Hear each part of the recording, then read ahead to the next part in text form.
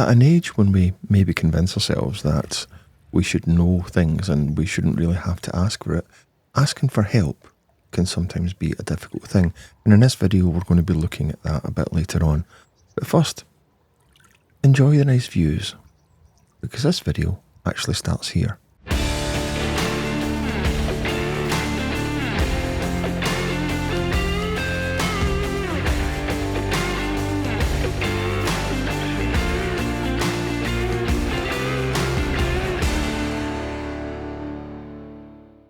You might notice that I'm sitting in the back of the van instead of the front of the van. That's because we've finally had some major work done in the van, and that is getting the windows in both sides installed.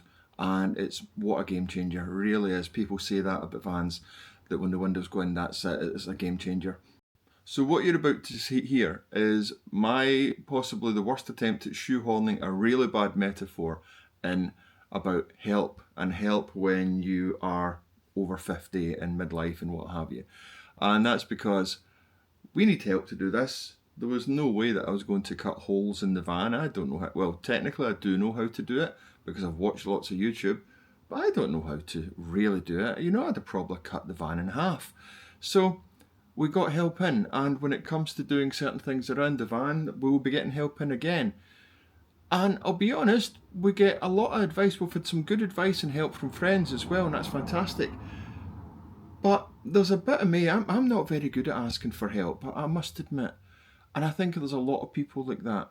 And especially as you're getting that bit older, you know, in your 50s, there's a little bit, I think, sometimes when it's like, you kind of expect yourself to already know things. So asking for help can sometimes be a little bit more complicated, and you kind of get in your own way.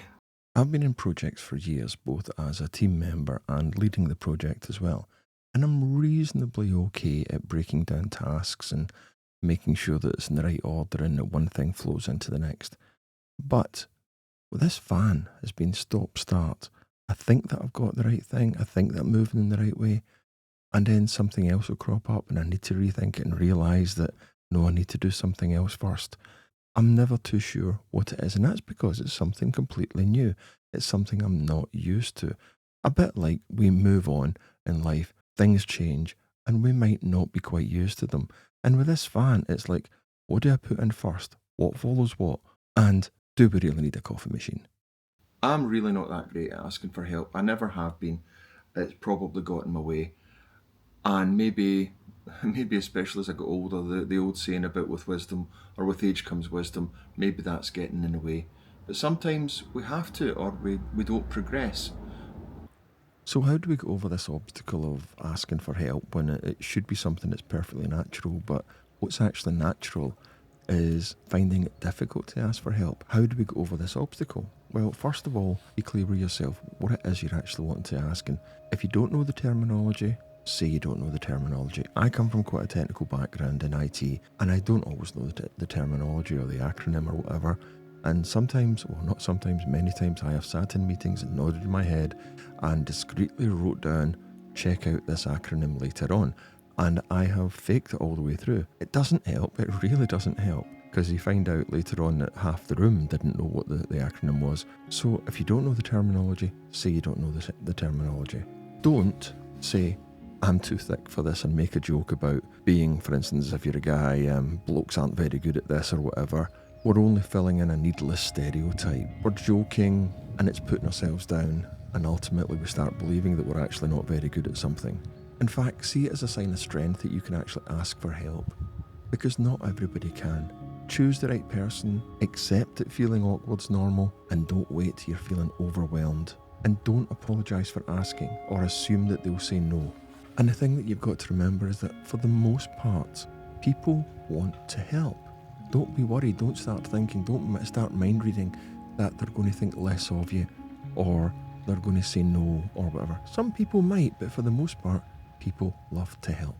Again, thank you very much for watching the video. Hopefully you've got something from it. As always, I really do appreciate all the views, all the subscribers, all the likes and what have you. The last video, I've got to admit to being surprised at how that took off. It was really good. If you have anything you'd like me to cover, please feel free to let me know. I'm always open to different topics and what have you. I like to question the topics. That's definitely my way, I think. And the way that this channel is going to develop is getting more into that idea of not just going, oh, here's a well-being topic, but actually questioning it to see whether it suits us and how can we use it best for us as individuals. So anyway, thanks very much, and hopefully see you next week. Thanks again. Bye.